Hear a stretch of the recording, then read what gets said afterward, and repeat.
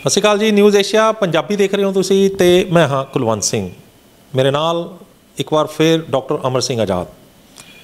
ਆਪਣਾ ਡਾਕਟਰ ਆਪ ਬਣੋ ਦੇ ਵਿੱਚ ਅੱਜ ਅਸੀਂ ਗੱਲ ਕਰਾਂਗੇ ਕਿਵੇਂ ਅਸੀਂ ਦਵਾਈਆਂ ਤੋਂ ਪਿੱਛਾ ਛਡਾਉਣਾ ਹੈ, ਕਿਵੇਂ ਕੀ ਅਜਿਹਾ ਕਰੀਏ ਕਿ ਅਸੀਂ ਹੌਲੀ ਹੌਲੀ ਟੇਪਰ ਡਾਊਨ ਯਾਨੀ ਕਿ ਇੱਦਾਂ ਦਵਾਈਆਂ ਨੂੰ ਜਿਹੜਾ ਅਸੀਂ ਘਟਾਉਂਦੇ ਚਲੇ ਜਾਈਏ ਅਤੇ ਉਹ ਤਰੀਕੇ ਅਪਣਾਈਏ ਜਿਹੜੇ ਕਿ ਸਾਨੂੰ ਰੋਗਾਂ ਤੋਂ ਮੁਕਤ ਕਰ ਦੇਣ।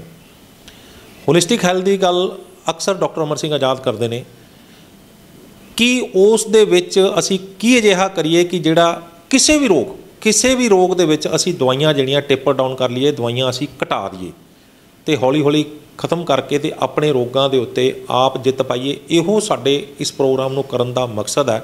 ਐਜੂਕੇਸ਼ਨ ਸਾਡੇ ਪ੍ਰੋਗਰਾਮ ਦਾ ਮਕਸਦ ਐਜੂਕੇਸ਼ਨ ਹੈ, ਲੋਕਾਂ ਤੱਕ ਜਾਣਕਾਰੀ ਪਹੁੰਚਾਉਣਾ ਹੈ। ਇਹ ਪ੍ਰੋਗਰਾਮ ਮੈਡੀਕਲ ਐਡਵਾਈਸ ਲਈ ਨਹੀਂ ਹੈ, ਇਹ ਪ੍ਰੋਗਰਾਮ ਸਿਰਫ ਅਤੇ ਸਿਰਫ ਜਾਣਕਾਰੀ ਲਈ ਹੈ। ਇਹ ਅਸੀਂ ਪਹਿਲਾਂ ਡਿਸਕਲੇਮਰ ਦੇ ਦਿੰਦੇ ਹਾਂ। ਡਾਕਟਰ ਸਾਹਿਬ ਤੁਹਾਡਾ ਨਿਊਜ਼ ਏਸ਼ੀਆ ਪੰਜਾਬੀ ਦੇ ਬਹੁਤ ਬਹੁਤ ਸਵਾਗਤ ਹੈ। ਸਤਿ ਸ਼੍ਰੀ ਅਕਾਲ ਜੀ ਸਾਰੇ ਦੋਸਤਾਂ ਨੂੰ। ਡਾਕਟਰ ਸਾਹਿਬ ਕੀ ਅਜਿਹਾ ਕਰੀਏ ਕਿ ਜਿਹੜੇ ਰੋਗਾਂ ਤੋਂ ਛੁਟਕਾਰਾ ਵੀ ਮਿਲ ਜੇ ਅਤੇ ਦਵਾਈਆਂ ਵੀ ਜਿਹੜੀਆਂ ਸਾਡੀਆਂ ਟੇਪਰ ਡਾਊਨ ਹੋ ਜਾਣ, ਕਿਉਂਕਿ ਇੱਕ ਦਵਾਈ ਜਿਹੜੀ ਹੈ ਉਹ ਪਤਾ ਨਹੀਂ ਕਿੰਨੇ ਕੁ ਸਾਈਡ ਇਫੈਕਟ ਹੋਰ ਕਰ ਰਹੀ ਹੈ। ਦਵਾਈ ਕਿਉਰ ਕਰਦੀ ਹੈ ਜਾਂ ਨਹੀਂ ਕਰਦੀ, ਇਸ ਉੱਤੇ ਵੀ ਬੜੀ ਲੰਬੀ ਬਹਿਸ ਅਤੇ ਵੱਡੀ ਬਹਿਸ ਜਿਹੜੀ ਹੈ ਚੱਲਦੀ ਰਹਿੰਦੀ ਹੈ। ਪਰ ਦਵਾਈਆਂ ਜਿਹੜੀਆਂ ਨੇ ਸਾਈਡ ਇਫੈਕਟ ਕਰਦੀਆਂ ਨੇ, ਇਹਦੇ 'ਚ ਕੋਈ ਦੋ ਰਾਏ ਨਹੀਂ। ਕਿਸੇ ਵੀ ਦਵਾਈ ਨੂੰ ਅਗਰ ਆਪਾਂ ਚੱਕ ਕੇ ਦੇਖੀਏ ਅਤੇ ਗੂਗਲ ਕਰਕੇ ਦੇਖੀਏ ਤਾਂ ਉਹਦੇ ਸਾਈਡ ਇਫੈਕਟ ਜ਼ਰੂਰ ਨਿਕਲ ਕੇ ਆਉਣਗੇ। ਫਿਰ ਕੀ ਅਜਿਹਾ ਕਰੀਏ ਕਿ ਦਵਾਈਆਂ ਟੇਪਰ ਡਾਊਨ ਵੀ ਹੋ ਜਾਣ ਅਤੇ ਰੋਗ ਵੀ ਸਾਡੇ ਠੀਕ ਹੋ ਜਾਣ। ਕੁਲਵੰਤ ਜੀ, ਇੱਕ ਤਾਂ ਆਪਾਂ ਨੂੰ ਥੋੜ੍ਹੇ ਜਿਹੇ ਇਹਦਾ ਮੈਗਨੀਚਿਊਡ ਪ੍ਰੋਬਲਮ ਦੀ ਸਮੱਸਿਆ ਕਿੱਡੀ ਵੱਡੀ ਹੈ ਉਹਦੇ 'ਤੇ ਮਾੜੀ ਜਿਹੀ ਸ਼ੁਰੂਆਤ 'ਚ ਦੋਸਤਾਂ ਨਾਲ ਗੱਲ ਸਾਂਝੀ ਕਰ ਲਈ ਹੈ। ਕਿਉਂਕਿ ਜੇ ਅਸੀਂ ਇਸ ਸਮੱਸਿਆ ਦੀ ਉਹਦਾ ਜਿਹੜਾ ਵਿਕਰਾਲ ਰੂਪ ਨਹੀਂ ਦੇਖਾਂਗੇ ਤਾਂ ਸਾਨੂੰ ਇਹਦੀ ਲੋੜ ਮਹਿਸੂਸ ਵੀ ਨਹੀਂ ਹੋਊਗੀ ਸ਼ਾਇਦ। ਐਸਟੀਮੇਟਸ ਨੇ ਵਿਗਿਆਨੀਆਂ ਦੇ ਕਿ ਸਾਡੇ ਆਲੇ ਦੁਆਲੇ 84,000 ਕੈਮੀਕਲ ਨੇ ਸਾਡੇ ਵਾਤਾਵਰਨ 'ਚ। 84,000 ਕੈਮੀਕਲ, ਜਿਹਦੇ 'ਚੋਂ ਐਟ ਏ ਟਾਈਮ ਉਹ 84,000 ਕਿਤੇ ਕੋਈ ਨੇ ਕਿਤੇ ਕੋਈ ਨੇ, ਲੇਕਿਨ 21,000 ਕਹਿੰਦੇ ਲਗਭਗ ਹਰ ਬੰਦਾ 21,000 ਕੈਮੀਕਲਾਂ ਨਾਲ ਉਹਦਾ ਵਾਹ ਵਾਸਤਾ ਪੈ ਰਿਹਾ। ਕੋਈ ਹਵਾ 'ਚ ਨੇ, ਕੋਈ ਪਾਣੀ 'ਚ ਨੇ, ਕੋਈ ਫੂਡ 'ਚ ਨੇ, ਕੋਈ ਮਿੱਟੀ 'ਚ ਨੇ, ਕਿਸੇ ਨਾ ਕਿਸੇ ਤਰੀਕੇ ਹੈਗੇ ਆ। ਉਹਦੇ 'ਚੋਂ 5-7,000 ਦਵਾਈਆਂ ਨੇ, ਉਹ ਵੀ ਵਿੱਚੇ ਨੇ। ਹੁਣ ਕੈਮੀਕਲਾਂ ਨਾਲ ਸਾਨੂੰ ਕੀ ਦੁਸ਼ਮਣੀ ਹੈ? ਅਸੀਂ ਕਿਉਂ ਕੈਮੀਕਲਾਂ ਦੇ ਖਿਲਾਫ ਹਾਂ? ਕਿਉਂਕਿ ਪਿਛਲੇ ਸਮੇਂ 'ਚ ਜਿਹੜੀਆਂ ਖੋਜਾਂ ਹੋਈਆਂ ਨੇ ਉਹ ਸਾਰੀਆਂ ਇਸ ਗੱਲ ਦਾ ਗਵਾਹ ਨੇ ਕਿ ਸਾਡਾ ਸਰੀਰ ਜਿਹੜਾ ਹੈ ਉਹ ਕਿਸੇ ਵੀ ਮੈਨਮੇਡ ਕੈਮੀਕਲ ਨੂੰ ਅਸੈਪਟ ਨਹੀਂ ਕਰਦਾ। ਨੈਚੁਰਲ ਉਹਨੂੰ ਕੁਦਰਤੀ ਨਹੀਂ ਮੰਨਦਾ ਉਹਨੂੰ, ਉਹ ਕਿਉਂਕਿ ਉਹਦਾ ਯੂਜ਼ ਟੂ ਨਹੀਂ ਹੈ, ਉਹਦਾ ਆਦੀ ਨਹੀਂ ਹੈ ਉਹ। ਕਿਉਂਕਿ ਇਹ ਤਾਂ ਸਾਰਾ ਵਰਤਾਰਾ ਪਿਛਲੇ 50-60-100 ਸਾਲ ਦਾ ਹੈ ਅਤੇ ਅਸੀਂ ਤਾਂ ਕਰੋੜਾਂ ਸਾਲ ਪੁਰਾਣੇ ਹਾਂ, ਲੱਖਾਂ ਸਾਲ ਪੁਰਾਣੇ ਹਾਂ। ਅਤੇ ਸਾਡੇ ਸਰੀਰ ਦੀ ਬਣਤਰ ਇੱਦਾਂ ਦੀ ਹੈ ਕਿ ਦਵਾਈਆਂ ਲਈ ਬਣਿਆ ਹੀ ਨਹੀਂ ਹੈ। ਦਵਾਈਆਂ ਖਾਣ ਲਈ ਨਹੀਂ ਬਣਿਆ ਸਾਡਾ ਸਰੀਰ। ਸਾਡਾ ਸਰੀਰ ਤੰਦਰੁਸਤ ਰਹਿਣ ਲਈ ਬਣਿਆ। ਇਸ ਕਰਕੇ ਦੋਸਤਾਂ ਨੂੰ ਸਾਰਿਆਂ ਨੂੰ ਬੇਨਤੀ ਹੈ ਕਿ ਪਹਿਲਾ ਫੈਕਟ ਜਿਹੜਾ ਪਹਿਲਾ ਤੱਥ ਹੈ ਸਾਨੂੰ ਸਰੀਰ ਬਾਰੇ ਇਹ ਸਮਝ ਲੈਣਾ ਕਿ ਸਾਡਾ ਸਰੀਰ ਦਵਾਈਆਂ ਖਾਣ ਵਾਸਤੇ ਨਹੀਂ ਬਣਿਆ, ਔਰ ਖ਼ਾਸ ਕਰਕੇ ਕੈਮੀਕਲ ਬੇਸਡ ਦਵਾਈਆਂ ਖਾਣ ਲਈ ਬਿਲਕੁਲ ਵੀ ਨਹੀਂ ਬਣਿਆ। ਜੇ ਕੋਈ ਪਲਾਂਟ ਬੇਸਡ ਦਵਾਈਆਂ ਹੋਣਗੀਆਂ, ਨੈਚੁਰਲ ਕਿਸਮ ਦੀਆਂ ਹੋਣਗੀਆਂ, ਉਹ ਗੱਲ ਅਲੱਗ ਹੈ। ਉਹ ਅਸੀਂ ਖਾਂਦੇ ਰਹੇ ਹਾਂ ਹਜ਼ਾਰਾਂ ਸਾਲਾਂ ਤੋਂ, ਲੱਖਾਂ ਸਾਲਾਂ ਤੋਂ। ਉਹ ਪਲਾਂਟ ਬੇਸਡ ਸੀਗੀਆਂ ਕਿਉਂਕਿ ਉਹਨਾਂ ਪੌਦਿਆਂ ਨਾਲ ਸਾਡਾ ਵਾਹ ਵਾਸਤਾ ਰਹਿੰਦਾ ਸੀਗਾ ਕਿ ਬਹੁਤ ਸਾਰੇ ਪਲਾਂਟ ਬੇਸਡ ਮੈਡੀਸਨਸ ਨੇ। ਹੁਣ ਜਿਹੜੇ ਇਹ ਕੈਮੀਕਲਸ ਨੇ, ਕੋਈ ਵੀ ਮੈਨਮੇਡ ਕੈਮੀਕਲਸ ਨੇ, ਇਹਨਾਂ 'ਚ ਔਗਣ ਕੀ ਨੇ ਕਿ ਇਹ ਕੈਮੀਕਲ ਨੇ, ਇਹ ਇਹਨਾਂ ਨੂੰ ਕਹਿੰਦੇ ਆ ਬਾਇਓਡਿਗਰੇਡੇਬਿਲਿਟੀ ਜਿਹੜੀ ਇਹਨਾਂ ਦੀ, ਯਾਨੀ ਕਿ ਗਲਣਸ਼ੀਲਤਾ ਹੈ। ਇਹ ਗਲਦੇ ਨਹੀਂ ਜਲਦੀ, ਬੜਾ ਲੰਬਾ ਸਮਾਂ ਲੈਂਦੇ ਗਲਣ ਲੱਗਿਆ। ਮਤਲਬ ਕਿੰਨਾ ਲੰਬਾ ਸਮਾਂ? 50-50 ਸਾਲ, 100-100 ਸਾਲ, DDT ਵਰਗੇ 100-100 ਸਾਲ। ਤਾਂ ਇਹੋ ਜਿਹੇ ਜਿਹੜੇ ਕੈਮੀਕਲ ਨੇ ਸਾਡੇ ਆਲੇ ਦੁਆਲੇ ਵਿੱਚ ਕੈਮੀਕਲ ਨੇ ਜਿਹੜੇ ਕਿ ਸਾਲਾਂ ਬੱਧੀ, ਦਹਾਕਿਆਂ ਬੱਧੀ ਐਂ ਚੱਲਦੇ ਆ। ਉਹ ਉੱਥੇ ਹੀ ਪਾਣੀ 'ਚ ਗਏ, ਮਿੱਟੀ 'ਚ ਗਏ, ਹਵਾ 'ਚ ਗਏ, ਫਿਰ ਫੂਡ 'ਚ ਗਏ, ਫੂਡ 'ਚੋਂ ਸਾਡੇ ਪੱਟੀ ਸੂਸੂ 'ਚ ਬਾਹਰ ਨਿਕਲੇ, ਫਿਰ ਉੱਥੇ ਗੇੜੇ ਦੇਈ ਜਾਂਦੇ ਆ। ਅਤੇ ਉੱਥੇ ਗੇੜੇ ਦਿੰਦੇ ਪੂਰੇ ਵਾਤਾਵਰਨ 'ਚ ਵੀ ਵੱਧਦੇ ਰਹਿੰਦੇ ਆ। ਉਹ ਸਾਡੇ ਸਰੀਰ ਦੇ ਅੰਦਰ ਵੀ ਜਿਹੜੇ ਦੋ ਵਰਤਾਰੇ ਨੇ ਸਾਡੇ ਸਰੀਰ ਨੂੰ ਚੈਲੰਜ ਕਰਦੇ ਆ, ਉਹਨੂੰ ਅਸੀਂ ਇੱਕ ਨੂੰ ਕਹਿੰਦੇ ਹਾਂ ਬਾਇਓ ਅਕਮੂਲੇਸ਼ਨ ਅਤੇ ਇੱਕ ਨੂੰ ਕਹਿੰਦੇ ਬਾਇਓ ਮੈਗਨੀਫਿਕੇਸ਼ਨ। ਅੰਗਰੇਜ਼ੀ ਦੇ ਦੋ ਲਫ਼ਜ਼ ਨੇ। ਬਾਇਓ ਅਕਮੂਲੇਸ਼ਨ ਦਾ ਮਤਲਬ ਹੁੰਦਾ ਕਿ ਸਾਡੇ ਸਰੀਰ 'ਚ ਕੋਈ ਜ਼ਹਿਰ ਜਾ ਰਿਹਾ, ਉਹਦਾ ਅੰਦਰ ਜਾਣ ਦਾ ਦਰਵਾਜ਼ਾ ਤਾਂ ਖੁੱਲ੍ਹਾ, ਬਾਹਰ ਜਾਣ ਦਾ ਦਰਵਾਜ਼ਾ ਭੀੜਾ। ਇਸ ਕਰਕੇ ਹਰ ਰੋਜ਼ ਜਿੰਨੇ ਅਸੀਂ ਖਾਂਦੇ ਹਾਂ ਉਹਦਾ ਇੱਕ ਹਿੱਸਾ ਸਾਡੇ ਅੰਦਰ ਰਹਿ ਜਾਂਦਾ ਅਤੇ ਉਹ ਫਿਰ ਪੌੜੀ ਦਰ ਪੌੜੀ ਵੱਡਾ ਹੁੰਦਾ ਪਹਾੜ ਬਣ ਜਾਂਦਾ। ਉਹਦੀ ਐਗਜ਼ੈਂਪਲ ਸਾਡੇ ਸਾਹਮਣੇ ਆਈ ਜਦੋਂ ਗਿੱਧਾਂ ਬਿਲਕੁਲ ਖਤਮ ਹੋ ਗਈਆਂ, ਗਿੱਧਾਂ 'ਚ ਕਿਉਂਕਿ ਹੌਲੀ ਹੌਲੀ ਤਾਂ ਫੂਡ ਚੇਨ ਜਿਹੜੀ ਹੈ ਉਹਦੇ ਅੰਦਰ ਅੱਗੇ ਫਿਰ ਉਹ ਥੋੜ੍ਹਾ ਡਿਫਰੈਂਟ ਵਰਤਾਰਾ ਚੱਲਦਾ, ਜਿਹਨੂੰ ਅਸੀਂ ਕਹਿੰਦੇ ਹਾਂ ਬਾਇਓ ਮੈਗਨੀਫਿਕੇਸ਼ਨ। ਯਾਨੀ ਕਿ ਇੱਕ ਜੀਵ 'ਚ ਉਹ ਇਕੱਠਾ ਹੋਇਆ, ਉਹ ਇਕੱਠੇ ਹੋਏ ਜੀਵ ਨੂੰ ਅੱਗੇ ਕਿਸੇ ਹੋਰ ਜੀਵ ਨੇ ਖਾਧਾ, ਉਹ ਇਕੱਠੇ ਉਹਨੂੰ ਫਿਰ ਦੁਬਾਰਾ, ਸੋ ਡਬਲ ਟ੍ਰਿਪਲ ਬਾਇਓ ਅਕੂਮੂਲੇਸ਼ਨ ਹੋ ਜਾਂਦੀ ਹੈ। ਪਹਿਲਾਂ ਇੱਕ ਜੀਵ 'ਚ ਹੋਈ, ਉਸ ਜੀਵ ਨੂੰ ਅੱਗੇ ਖਾਣ ਵਾਲਾ ਜੀਵ ਹੈ, ਉਹਦੇ 'ਚ ਹੋਰ ਜ਼ਿਆਦਾ ਹੋਈ, ਉਸ ਜੀਵ ਨੂੰ ਖਾਣ ਵਾਲਾ ਅੱਗੇ ਹੋਰ ਜੀਵ ਹੈ, ਤਾਂ ਫੂਡ ਚੇਨ ਦੇ ਵਿੱਚ ਤਾਂ 100 ਲੜੀ ਹੈ। ਤਾਂ ਇਸ ਕਰਕੇ ਕਰਦੇ ਕਰਦੇ ਉਹ ਗਿੱਧਾਂ ਜਿਹੜੀਆਂ ਮਰ ਗਈਆਂ। ਸੋ ਬਾਇਓ ਮੈਗਨੀਫਿਕੇਸ਼ਨ ਅਤੇ ਬਾਇਓ ਅਕੂਮੂਲੇਸ਼ਨ ਦਵਾਈਆਂ ਵੱਤੇ ਵੀ ਲਾਗੂ ਹੁੰਦਾ। ਔਰ ਦਵਾਈਆਂ ਸਿਰਫ ਸਾਡੇ ਸਰੀਰ ਨੂੰ ਨੁਕਸਾਨ ਨਹੀਂ ਕਰਦੀਆਂ, ਜਦੋਂ ਸਾਡੇ ਸਰੀਰ 'ਚ ਹੁੰਦੀਆਂ ਨੇ ਤਾਂ ਜਦੋਂ ਸਾਡਾ ਸਰੀਰ ਨੂੰ ਬਾਹਰ ਕੱਢ ਦਿੰਦਾ, ਸੁਸੂ 'ਚ, ਪੋਟੀ 'ਚ, ਪਸੀਨੇ 'ਚ, ਹਵਾ ਜਿਹੜੇ ਫੇਫੜਿਆਂ ਰਾਹੀਂ ਹਵਾ 'ਚ, ਤਾਂ ਉਹ ਅਲਟੀਮੇਟਲੀ ਫਿਰ ਵਾਤਾਵਰਨ ਚਲੇ ਜਾਂਦੀਆਂ ਨੇ। ਤਾਂ ਫਿਰ ਵਾਤਾਵਰਨ ਜਾਣਗੀਆਂ ਤਾਂ ਫਿਰ ਸਾਡੇ ਮਿੱਟੀ ਜਾਣਗੀਆਂ, ਉੱਥੇ ਕਰਨਗੀਆਂ। ਤਾਂ ਅਲਟੀਮੇਟਲੀ ਹੋ ਕੀ ਗਿਆ ਕਿ ਸਾਡੇ ਹਵਾ ਪਾਣੀ ਮਿੱਟੀ ਜਿਹੜਾ ਉਹ ਲਗਾਤਾਰ ਪ੍ਰਦੂਸ਼ਿਤ ਹੁੰਦਾ ਸਾਡੇ ਸਰੀਰ ਵੀ ਉਹਦੇ ਅਕੋਰਡਿੰਗਲੀ ਹੁੰਦੇ ਆ। ਜੋ ਹਵਾ ਪਾਣੀ ਮਿੱਟੀ ਹੈ ਉਹੀ ਸਾਡਾ ਸਰੀਰ ਹੈ, ਕਿ ਅਸੀਂ ਡਾਇਰੈਕਟਲੀ ਕਨੈਕਟਡ ਹਾਂ ਆਪਣੇ ਹਵਾ ਨਾਲ, ਪਾਣੀ ਨਾਲ ਅਤੇ ਮਿੱਟੀ ਨਾਲ। ਸਾਡੇ 'ਚ ਕੋਈ ਐਸਾ ਕੁਛ ਬੈਰੀਅਰ ਨਹੀਂ ਹੈ। ਸਾਡੀ ਕੱਪੜੇ ਪਾ ਕੇ ਅਸੀਂ ਘੱਟ ਜ਼ਿਆਦਾ ਦੇਖਣ ਲੱਗ ਜਾਂਦੇ ਹਾਂ, ਲੇਕਿਨ ਇਹਦਾ ਮਤਲਬ ਨਹੀਂ ਕਿ ਅਸੀਂ ਆਪਣੇ ਵਾਤਾਵਰਨ ਤੋਂ ਅੱਡ ਹਾਂ, ਅਸੀਂ ਉਸ ਵਾਤਾਵਰਨ ਦਾ ਇੱਕ ਹਿੱਸਾ। ਉਹ ਜੋ ਹਵਾ ਪਾਣੀ 'ਚ ਮਿੱਟੀ 'ਚ ਹੈ ਉਹੀ ਫੂਡ 'ਚ ਜਾਏਗਾ, ਫੂਡ ਚੇਨ 'ਚ ਜਾਏਗਾ, ਉਹੀ ਸਾਡੇ 'ਚ ਆਏਗਾ। ਇਸ ਵਰਤਾਰੇ ਨੂੰ ਸਮਝਣਾ ਬਹੁਤ ਜ਼ਰੂਰੀ ਆ। ਇਸ ਕਰਕੇ ਕੈਮੀਕਲ ਬੇਸਡ ਦਵਾਈਆਂ ਜਿਹੜੀਆਂ ਉਹਦੀ ਗੱਲ ਕਰਦੇ ਆਪਾਂ, ਕਿ ਕੈਮੀਕਲ ਬੇਸਡ ਦਵਾਈਆਂ ਨੂੰ, ਕਿਉਂਕਿ ਅੱਜ ਕੱਲ੍ਹ ਬਹੁਤ ਜ਼ਿਆਦਾ ਵਰਤੀਆਂ ਜਾ ਰਹੀਆਂ ਨੇ। ਬਦਕਿਸਮਤੀ ਸਾਡੀ ਇਹ ਹੈ ਕਿ ਸਾਡਾ ਜਿਹੜਾ ਰਵਾਇਤੀ ਮੈਡੀਕਲ ਸਿਸਟਮ ਸੀਗਾ, ਜਿਹੜਾ ਕਿ ਦਵਾਈਆਂ 'ਤੇ ਆਧਾਰਿਤ ਨਹੀਂ ਸੀਗਾ, ਸਿਹਤ 'ਤੇ ਆਧਾਰਿਤ ਸੀ, ਆਯੁਰਵੇਦ, ਉਹ ਪਿਛਲੇ 250-300 ਸਾਲ 'ਚ ਉਹਨੇ ਇੱਕ ਡਾਊਨਫਾਲ ਦੇਖਿਆ। ਪਹਿਲਾਂ ਮੁਗਲਾਂ ਵੇਲੇ ਉਹ ਆਪਣਾ ਸਿਸਟਮ ਲੈ ਆਏ, ਚਲੋ ਉਹਨਾਂ ਨੇ ਕੋਈ ਬਹੁਤਾ ਚੇਤਨ ਤੌਰ 'ਤੇ ਡੈਮੇਜ ਨਹੀਂ ਕੀਤਾ ਆਯੁਰਵੇਦ ਨੂੰ, ਲੇਕਿਨ ਅੰਗਰੇਜ਼ਾਂ ਨੇ ਆ ਕੇ ਚੇਤਨ ਤੌਰ 'ਤੇ ਸਾਡੇ ਵੈਦਾਂ ਨੂੰ ਮਾਰਿਆ, ਸਾਡੇ ਵੈਦਾਂ ਨੂੰ ਡੀਮੋਰਲਾਈਜ਼ ਕੀਤਾ, ਸਾਡੇ ਵੈਦ ਪਰ ਹਾਂ ਉਹਨਾਂ ਨੂੰ ਅਲਾਓ ਨਹੀਂ ਕੀਤਾ ਬਿਮਾਰੀਆਂ ਨੂੰ ਇਲਾਜ ਕਰਨਾ, ਜਿਹੜਾ ਕਿ ਹੁਣ ਤੱਕ ਚੱਲ ਰਿਹਾ। ਜਿਹੜੇ ਸਾਡੇ ਅੰਗਰੇਜ਼ ਬਾਹਰ ਜਾਣ ਤੋਂ ਬਾਅਦ ਵੀ ਜਿਹੜੀ ਅੰਗਰੇਜ਼ੀਅਤ ਰਹਿ ਗਈ ਅਤੇ ਉਹ ਸਰਕਾਰਾਂ ਦੇ ਵਿੱਚ ਉਹ ਝਲਕਦੀ, ਉਹ ਅੱਜ ਵੀ ਉੱਦਾਂ ਹੀ ਹੈ। ਤੁਸੀਂ ਦੇਖਿਆ ਹੋਣਾ ਕਿ ਪਿਛਲੇ 2-2.5 ਸਾਲ 3 ਸਾਲ 'ਚ ਸਾਡੇ ਆਯੁਰਵੇਦ ਨੂੰ ਅਤੇ ਸਾਡੇ ਬਾਕੀ ਪੈਥੀਜ਼ ਨੂੰ ਇਹ ਇਜਾਜ਼ਤ ਨਹੀਂ ਸੀਗੀ ਕਿ ਉਹ ਇਸ ਮਹਾਂਮਾਰੀ ਦੀ ਦਵਾਈ ਦੇ ਸਕਣ। ਉਹ ਇੱਕ ਉਦਾਹਰਨ ਹੈ ਕਿ ਜਿਹੜੀ ਸਾਡੇ ਆਪਣੇ ਸਿਸਟਮ ਨੇ ਉਹਨਾਂ ਨੂੰ ਡੀਮੋਰਲਾਈਜ਼ ਕੀਤਾ ਗਿਆ, ਜਿਨ੍ਹਾਂ ਦੇ ਅੰਦਰ ਕਿ ਦਵਾਈਆਂ ਕੈਮੀਕਲ ਦਵਾਈਆਂ ਨਹੀਂ ਸੀਗੀਆਂ, ਉਹਦੇ ਅੰਦਰ ਪਲਾਂਟ ਬੇਸਡ ਦਵਾਈਆਂ ਸੀਗੀਆਂ।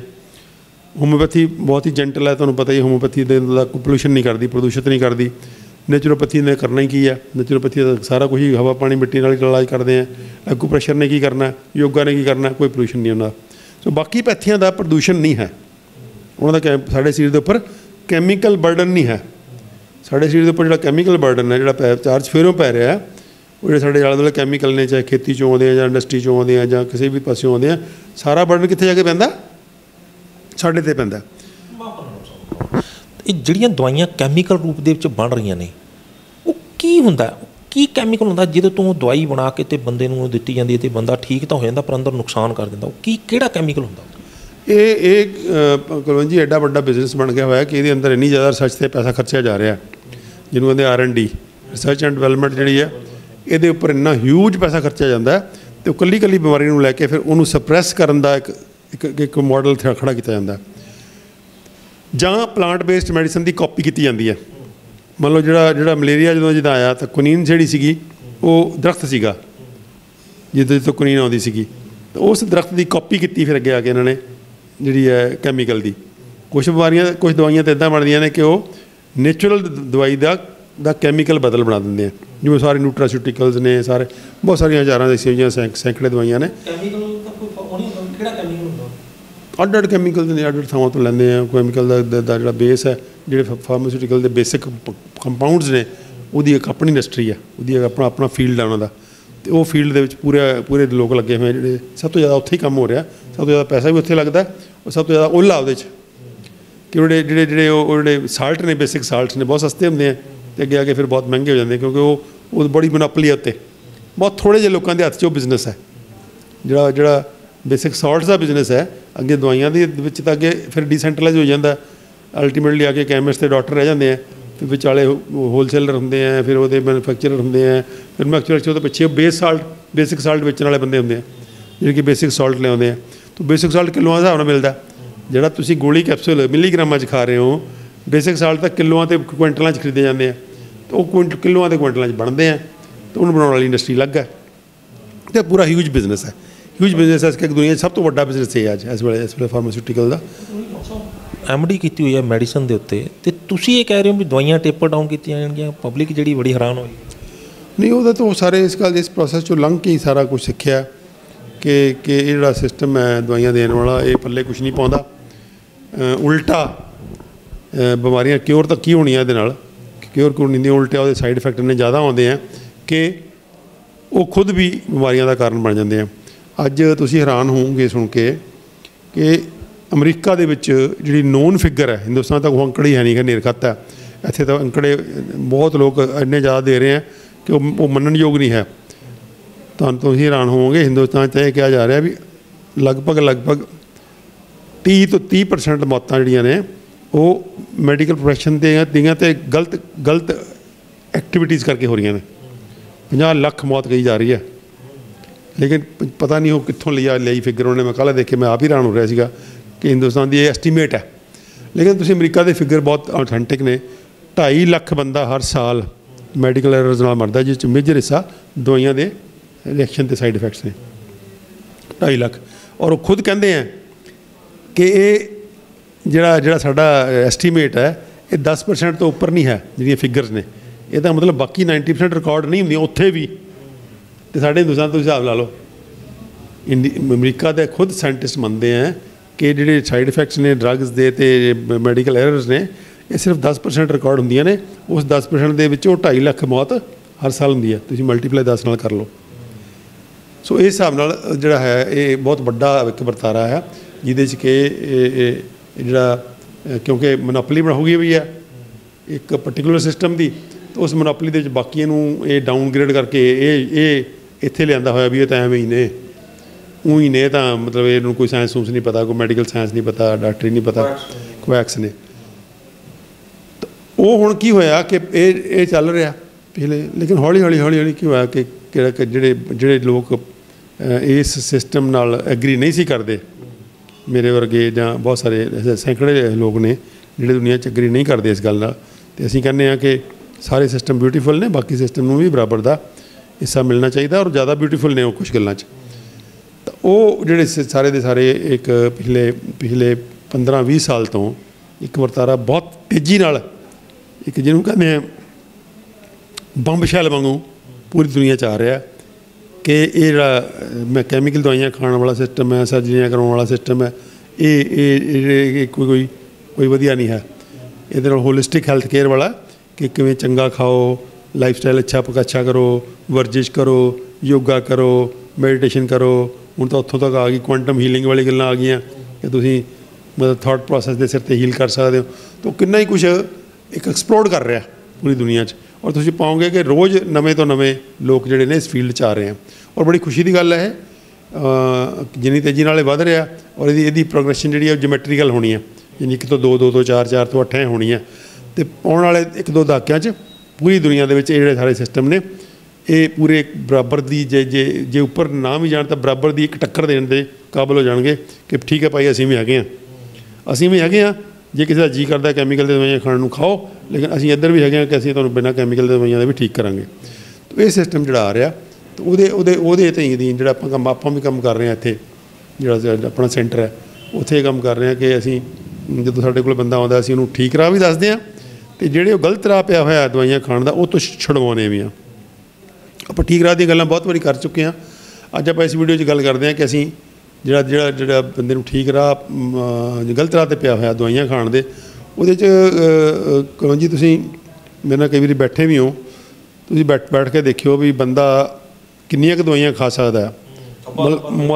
ਮਤਲਬ ਬੰਦਾ ਅਸੀਂ ਖੁਦ ਕਨਫਿਊਜ਼ ਹੋ ਜਾਂਦੇ ਹਾਂ ਵੀ ਅਸੀਂ ਇਹਨੂੰ ਕਿਵੇਂ ਸੌਰਟਿੰਗ ਕਰੀਏ ਇਹਦੀ, ਅਤੇ ਕਿਵੇਂ ਇਹਨੂੰ ਛਡਾਈਏ। ਡਾਕਟਰ ਸਾਹਿਬ ਉਹਦੇ 'ਚ ਪੰਗਾ ਇਹ ਹੈ ਨਾ, ਜਿਹੜੇ ਆਟੋਇਮਿਊਨ ਡਿਸਆਰਡਰ ਨੇ ਜਾਂ ਫਿਰ ਜਿਹੜੇ ਲੀਵਰ ਦੀਆਂ ਜਨਿਤ ਬਿਮਾਰੀਆਂ ਨੇ, ਉਹ ਲੀਵਰ ਖਰਾਬ ਹੈ, ਉਹਦੇ ਤੋਂ ਬਾਅਦ ਥਾਇਰਾਇਡ, ਉਹਦੇ ਤੋਂ ਬਾਅਦ BP, ਉਹ ਤੋਂ ਬਾਅਦ ਸ਼ੂਗਰ, ਉਹ ਤੋਂ ਬਾਅਦ ਡਿਮੈਂਸ਼ੀਆ, ਉਹ ਤੋਂ ਬਾਅਦ ਹੋਰ 25 ਤਰ੍ਹਾਂ ਦੇ ਰੋਗ ਜਿਹੜੇ ਨੇ ਲੀਵਰ ਤੋਂ ਨਿਕਲਦੇ ਨੇ, ਅਤੇ ਲੋਕੀ ਜਿਹੜੇ ਨੇ ਉਹ ਇੱਕ ਰੋਗ ਠੀਕ ਕਰਨ ਲਈ ਜਿਹੜੀ ਉਹਦੀਆਂ ਦਵਾਈਆਂ ਲੈ ਰਹੇ ਨੇ।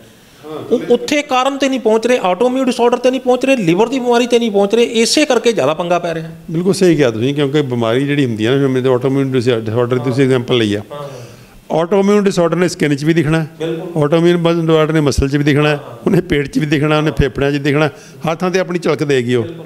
ਤੇ ਇਹ ਜਿਹੜਾ ਮਾਡਰਨ ਮੈਡੀਕਲ ਸਿਸਟਮ ਹੈ ਥਾਂ ਥਾਂ 'ਤੇ ਉਹਨੂੰ ਸਪਰੈਸ ਕਰਨ ਦੀ ਕੋਸ਼ਿਸ਼ ਕਰਦਾ। ਇਹ ਸਪੈਸ਼ਲਾਈਜੇਸ਼ਨ ਦਾ ਜ਼ਮਾਨਾ ਹੈ, ਉਹਦੇ ਕਰਕੇ ਬੰਦਾ ਸਪੈਸ਼ਲਿਸਟ ਕੋਲ ਚਲਾ ਜਾਂਦਾ, ਉਹ ਆਪਣੀ ਦਵਾਈ ਲਿਖ ਦਿੰਦਾ, ਉਹ ਆਪਣੀ ਦਵਾਈ ਲਿਖਦਾ, ਉਹ ਆਪਣੀ ਦਵਾਈ ਲਿਖਦਾ। ਬਿਲਕੁਲ ਬਿਲਕੁਲ ਸਹੀ ਕਿਹਾ ਤੁਸੀਂ।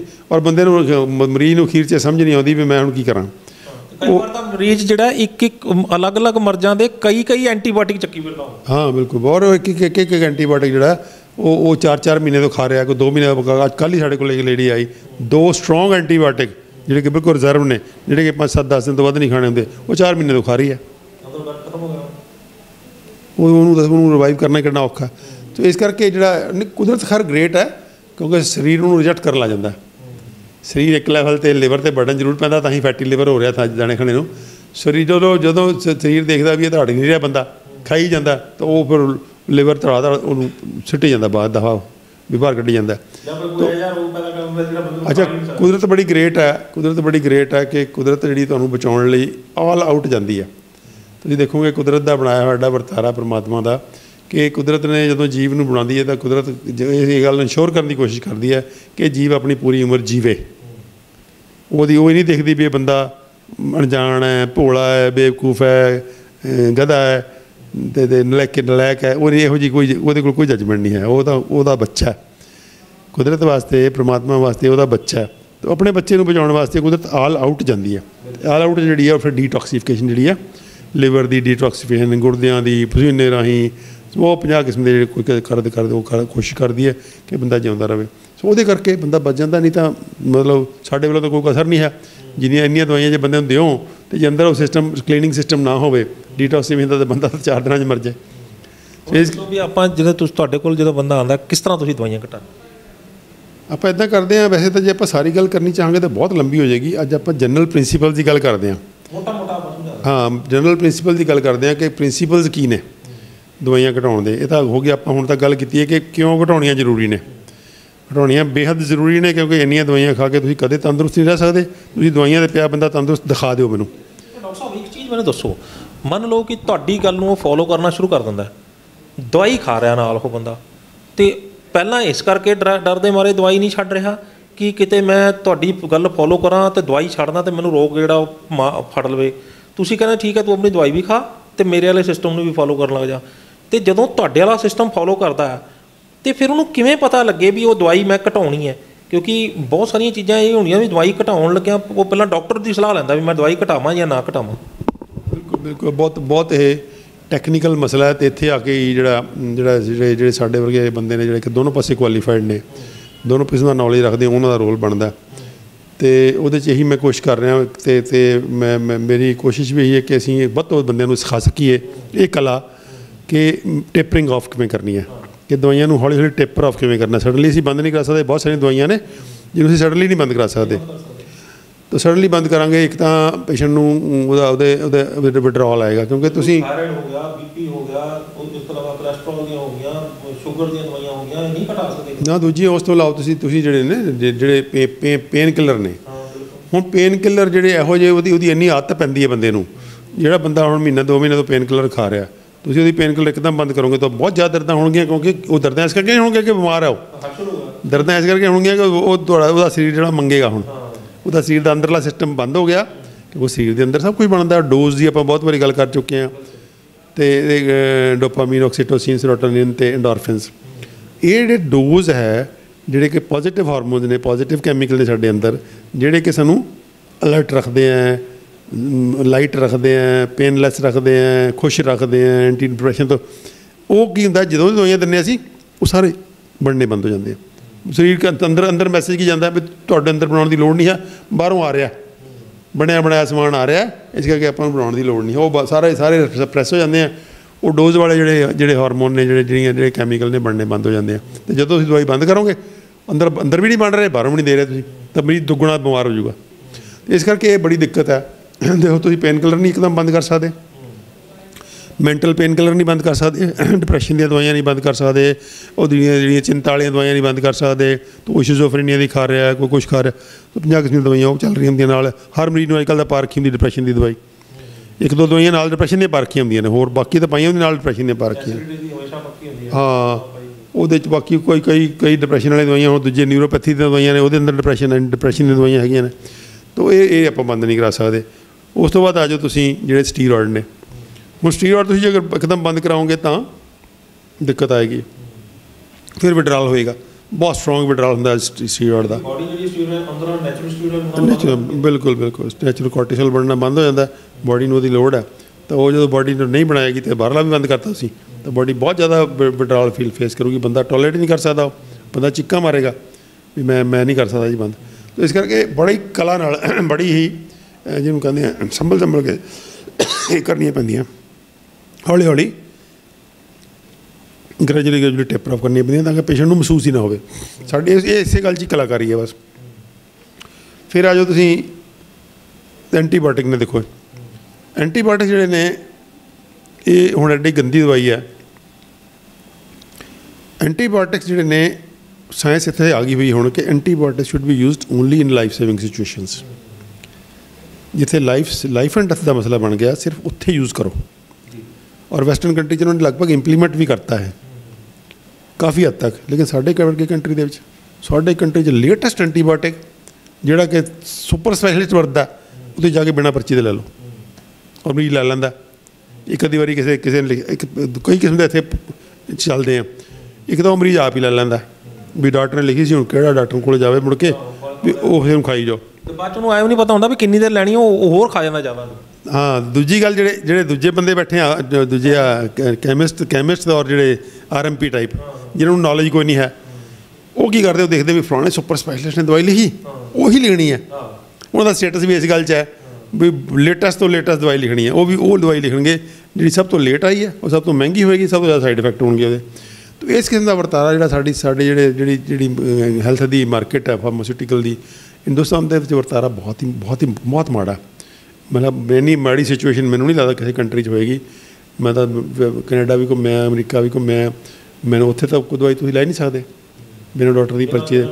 ਉਹ 30-40 ਦਵਾਈਆਂ ਨੇ ਜਿਹੜੀਆਂ ਆਮ ਜੀਆਂ ਨੇ, ਉਹ OTC 'ਚ ਹੈਗੀਆਂ ਨੇ, ਉਹ ਤੁਸੀਂ ਲੈ ਸਕਦੇ ਹੋ ਆਪਣੇ ਆਪ ਜਾ ਕੇ ਉੱਥੇ ਮਾਲ 'ਚ। ਲੇਕਿਨ ਬਾਕੀ ਕੋਈ ਦਵਾਈ ਤੁਸੀਂ ਲੈ ਨਹੀਂ ਸਕਦੇ ਜਦ ਤੱਕ ਟੈਸਟ ਦੀ ਰਿਪੋਰਟ ਨਹੀਂ ਆਉਂਦੀ, ਜਦ ਤੱਕ ਉਹ ਦਵਾਈ ਨਹੀਂ ਦਿੰਦੇ। ਹਾਂ ਬਿਲਕੁਲ, ਉਹ ਦਵਾਈ ਦੇਣ ਦੇ ਜਵਾਬ ਦੇ ਦਿੰਦੇ ਆ। ਤਾਂ ਉਹ ਜਿਹੜਾ ਇਹ ਵਰਤਾਰਾ ਕਿਤੇ ਨਾ ਕਿਤੇ ਇਹ ਹੈਗਾ ਸਾਡੇ ਕਿਤੇ ਨਾ ਕਿਤੇ। ਫਿਰ ਤੁਹਾਡੇ ਤੁਸੀਂ ਉਹ ਪਾਈਆਂ ਹੋਈਆਂ ਨੇ ਇਮਿਊਨੋਸਪ੍ਰੈਸਿਵ ਡਰੱਗਸ ਪਾਈਆਂ ਹੋਈਆਂ ਨੇ, ਸਿੰਪਟੋਮੈਟਿਕ ਰਿਲੀਫ ਵਾਲੀਆਂ ਪਾਈਆਂ ਹੋਈਆਂ ਨੇ। ਤਾਂ ਕਿੰਨੀ ਕਿਸਮ ਦੀਆਂ ਦਵਾਈਆਂ ਜਿਹੜੀਆਂ ਪਾਈਆਂ ਹੁੰਦੀਆਂ ਨੇ ਜਿਨ੍ਹਾਂ ਨੂੰ ਕਿ ਛਡਾਉਣਾ। BP ਵਾਲੀ ਤੁਸੀਂ ਕਿਹਾ BP ਦਵਾਈ ਬੰਦ ਕਰ। ਦੂਜੀ ਗੱਲ ਇਹ ਇੱਕ ਪ੍ਰੋਬਲਮ ਇਹ ਵੀ ਸਾਨੂੰ ਖਿਆਲ ਰੱਖਣੀ ਪੈਂਦੀ ਹੈ ਵੀ ਬਾਈ ਚਾਂਸ ਅਸੀਂ ਦਵਾਈ ਛਡਾ ਦਈਏ, ਕੱਲ੍ਹ ਨੂੰ ਮਰੀਜ਼ ਨੂੰ ਨੁਕਸਾਨ ਹੋ ਜਾਏ ਕੋਈ, ਉਹ ਵੀ ਖਿਆਲ ਰੱਖਣਾ ਪੈਂਦਾ ਕਿ ਉਹ ਸਾਨੂੰ ਇਹ ਵੀ ਇਸੇ ਕਰਕੇ ਕੁਝ ਦਵਾਈਆਂ ਜਿਹੜੀਆਂ ਅਸੀਂ ਛੇੜਦੇ ਨਹੀਂ ਜਲਦੀ। ਜਿਵੇਂ ਹਾਰਟ ਵਾਲੀਆਂ ਦਵਾਈਆਂ ਨੇ, ਅਸੀਂ 3 ਮਹੀਨੇ ਨਹੀਂ ਛੇੜਦੇ, ਚਾਹੇ ਸਾਨੂੰ ਪਤਾ ਵੀ ਟੋਰਵਾਸਟੈਟਿਨ ਖਾਣੀ ਜਾਂ ਐਸਪਰੀਨ ਖਾਣੀ। ਹੁਣ ਐਸਪਰੀਨ ਬਾਰੇ FDA ਨੇ ਖੁਦ ਕਹਿ ਦਿੱਤਾ ਭਾਈ ਆਪਣੇ ਰਿਸਕ 'ਤੇ ਖਾਓ। FDA ਜਿੰਨੇ ਲੋਕਾਂ ਨੂੰ ਫਾਇਦਾ ਕਰਦੀ ਉਦੋਂ ਵੱਧ ਨੂੰ ਨੁਕਸਾਨ ਕਰਦੀ ਹੈ, ਲੇਕਿਨ ਐਸਪਰੀਨ ਖਾ ਰਹੇ ਲੋਕ। ਫਿਰ ਟੋਰਵਾਸਟੈਟਿਨ ਹੈ। ਹੁਣ ਟੋਰਵਾਸ ਜਿਹੜੀ ਐਂਟੀ ਕੋਲੈਸਟਰੋਲ ਡਰੱਗਸ ਨੇ, ਇਹਦੇ 'ਤੇ ਹਜ਼ਾਰਾਂ ਸਟੱਡੀਜ਼ ਹੋ ਗਈਆਂ ਕਿ ਵੀ ਇਹ ਵਾਹੀਆਤ ਦਵਾਈਆਂ ਨੇ, ਬਹੁਤ ਸਾਈਡ ਇਫੈਕਟ ਨੇ, ਇਹਦਾ ਫਾਇਦਾ ਕੋਈ ਹੈ ਨਹੀਂ ਗਾ। ਅੱਜ ਤਾਂ ਹੁਣ ਪ੍ਰੂਵ ਵੀ ਹੋ ਗਿਆ ਕਿ ਕੋਲੈਸਟਰੋਲ ਤੁਹਾਡੇ ਹਾਰਟ ਅਟੈਕ ਜਾਂ ਉਹਦੇ 'ਚ ਕੋਈ ਰੋਲ ਵੀ ਹੈ ਕਿ ਨਹੀਂ ਹੈ ਵੀ ਨਹੀਂ ਪਤਾ। ਅੱਜ ਇੱਥੇ ਆ ਚੁੱਕੀ ਹੈ ਵਿਗਿਆਨਕ ਜਿਹੜੇ ਤੱਥ ਨੇ ਕਿ ਜਿਹੜਾ ਇੰਨੇ 50 ਸਾਲ ਤੋਂ ਰੌਲਾ ਪਾਇਆ ਜਾ ਸੀ ਕੋਲੈਸਟਰੋਲ ਕਰਕੇ ਆ ਹੋ ਗਿਆ, ਕੋਲੈਸਟਰੋਲ ਕਰਕੇ, ਉਹ ਕਹਿੰਦੇ ਇਹ ਵੀ ਡਾਊਟਫੁਲ ਹੈ। ਹੁਣ ਤਾਂ ਉਲਟਾ ਕਹਿਣ ਲੱਗੇ ਵੀ ਕੋਲੈਸਟਰੋਲ ਖਾਓ, ਵੀ ਜੇ ਤੁਸੀਂ ਬਿਮਾਰੀਆਂ ਤੋਂ ਬਚਣਾ ਤਾਂ ਕੋਲੈਸਟਰੋਲ ਖਾਓ। ਫੈਟ ਹੀ ਨਹੀਂ ਗੱਲਾਂ, ਫੈਟ ਤਾਂ ਇੰਨੀ ਦੂਜਾ ਪਲਾਂਟ ਫੈਟ ਵੀ ਹੈਗਾ, ਉਹ 'ਚ ਕੋਲੈਸਟਰੋਲ ਨਹੀਂ ਹੈ। ਕੋਲੈਸਟਰੋਲ ਖਾਓ ਮਤਲਬ ਅੰਡੇ ਖਾਓ, ਦੁੱਧ ਪੀਓ, ਮਾਸ ਖਾ ਨਹੀਂ ਕੋਲੈਸਟਰੋਲ ਪਲਾਂਟ 'ਚ ਨਹੀਂ ਹੁੰਦਾ। ਕੋਲੈਸਟਰੋਲ ਸਿਰਫ ਐਨੀਮਲ 'ਚ ਹੁੰਦਾ। ਕੋਲੈਸਟਰੋਲ ਜਿਹੜਾ ਉਹ ਐਨੀਮਲ ਦਾ ਫੈਟ ਹੈ, ਜਿਹੜਾ ਐਨੀਮਲ ਤੋਂ ਹੀ ਆਉਂਦਾ। ਉਹ ਮੀਟ ਤੋਂ ਆਉਂਦਾ, ਅੰਡੇ ਤੋਂ ਆਉਂਦਾ ਅਤੇ ਦੁੱਧ ਤੋਂ ਆਉਂਦਾ। ਜ਼ਿਆਦਾ ਤਿੰਨ ਹੀ ਸੋਰਸਿਸ ਨੇ। ਸੋ ਇਹ ਜਿਹੜਾ ਵਰਤਾਰਾ ਕਿਤੇ ਨਾ ਕਿਤੇ ਜਿਹੜਾ ਹੈਗਾ ਦਵਾਈਆਂ ਦਾ ਜਿਹੜਾ ਉਹ ਅਸੀਂ 3 ਮਹੀਨੇ ਨਹੀਂ ਛੇੜ ਸਕਦੇ। ਕਿਉਂ ਕਿ ਬਾਈ ਚਾਂਸ ਅਸੀਂ ਛੇੜਤਾ, ਡਾਕਟਰਾਂ ਨੇ ਉਹਨੂੰ ਕਨਵਿੰਸ ਕਰਾ ਰੱਖਿਆ ਵੀ ਤੂੰ ਆਹ ਛੱਡੇਗਾ ਤਾਂ ਮਰ ਜਾਏਗਾ। ਉਹ ਐਸਪਰੀਨ ਬਾਰੇ ਪਾਇਆ ਵੀ ਤੂੰ ਐਸਪਰੀਨ ਛੱਡਤੀ ਤਾਂ ਮਰ ਗਿਆ। ਹੁਣ ਸਾਡਾ ਆਪਣਾ ਤਜਰਬਾ ਕਹਿੰਦਾ ਕਿ ਐਸਪਰੀਨ ਜਿੰਨੀ ਇਫੈਕਟਿਵ ਹੈ, ਲਸਣ ਉਨਾ ਹੀ ਇਫੈਕਟਿਵ ਹੈ ਖੂਨ ਪਤਲਾ ਕਰਨ ਲਈ ਲਸਣ। ਲੇਕਿਨ ਲਸਣ ਨੂੰ ਅਕਲ ਹੈ ਕਿ ਖੂਨ ਜ਼ਿਆਦਾ ਪਤਲਾ ਨਹੀਂ ਕਰਨਾ, ਐਸਪਰੀਨ ਨੂੰ ਕੋਈ ਅਕਲ ਨਹੀਂ।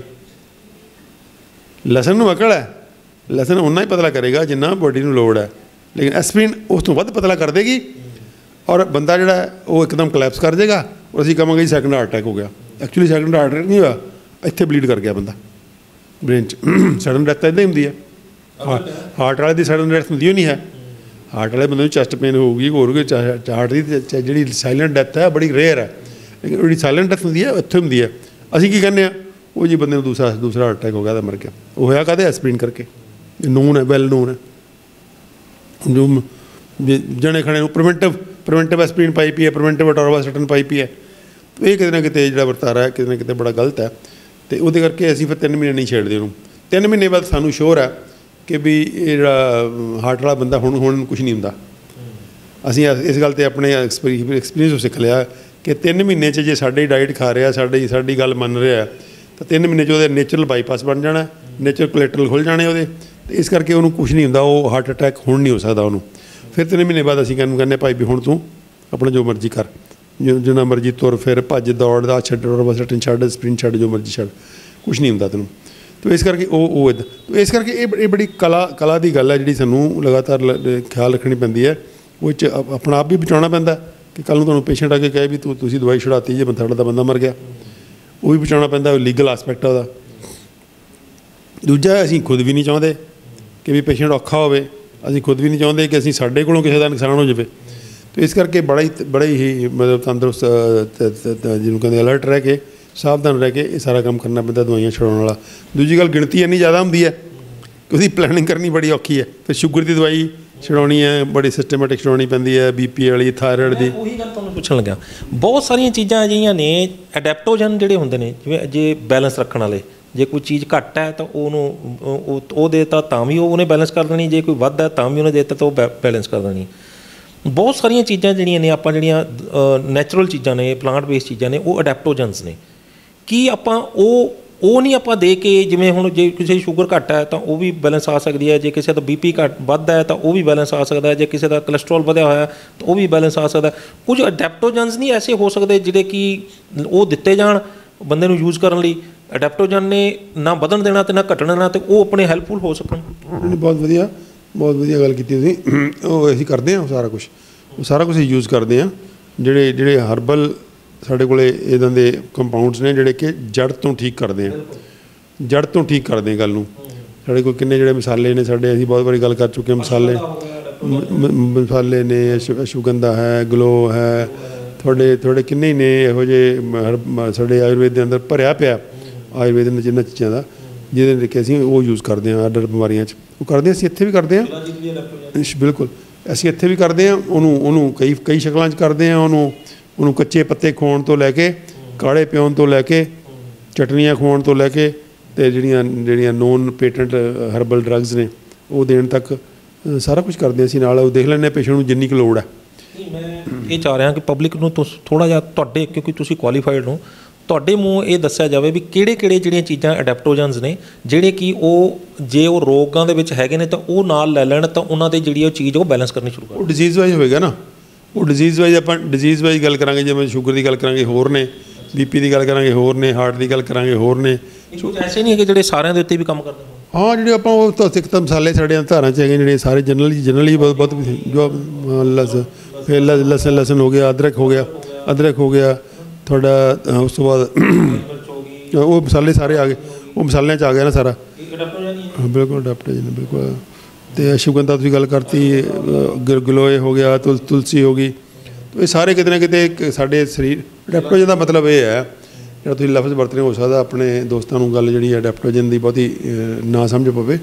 ਮਤਲਬ ਇਹ ਹੈ ਕਿ ਜਿਹੜਾ ਅਸੀਂ ਕੀ ਕਹਿੰਦੇ ਹਾਂ, ਅਸੀਂ ਓਪਨਲੀ ਕਹਿੰਦੇ ਹਾਂ ਕਿ ਅਸੀਂ ਕਿਸੇ ਦੀ ਕੋਈ ਬਿਮਾਰੀ ਠੀਕ ਨਹੀਂ ਕਰਦੇ।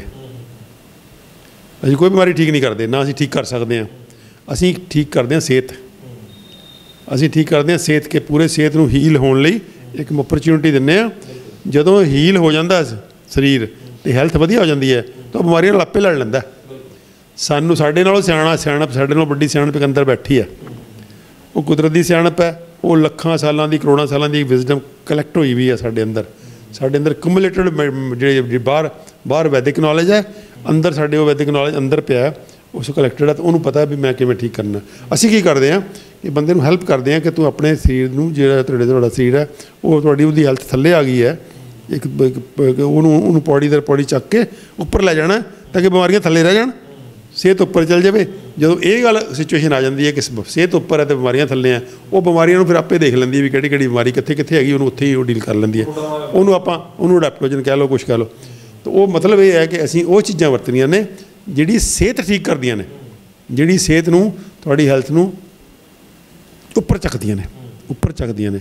ਹੁਣ ਤੱਕ ਜੀ ਇਹੋ ਜਿਹੀਆਂ ਬਿਮਾਰੀਆਂ ਆ ਗਈਆਂ ਨੇ, ਹੁਣੇ ਮਰੀਜ਼ ਆ ਕੇ ਅਟੈਕ, ਜਿਹੜਾ ਮਾਡਰਨ ਮੈਡੀਕਲ ਸਿਸਟਮ ਨੂੰ ਸਮਝ ਹੀ ਨਹੀਂ ਆਉਂਦਾ। ਬਿਮਾਰੀਆਂ ਦਾ ਪੈਟਰਨ ਬਦਲ ਰਿਹਾ। ਤੇ ਹਰਪੀਸ ਸਿੰਪਲੈਕਸ ਨਾਂ ਦੀ ਬਿਮਾਰੀ ਹੁੰਦੀ ਹੈ। ਮੈਂ ਇੱਕ ਐਗਜ਼ਾਮਪਲ ਦਿੰਦਾ।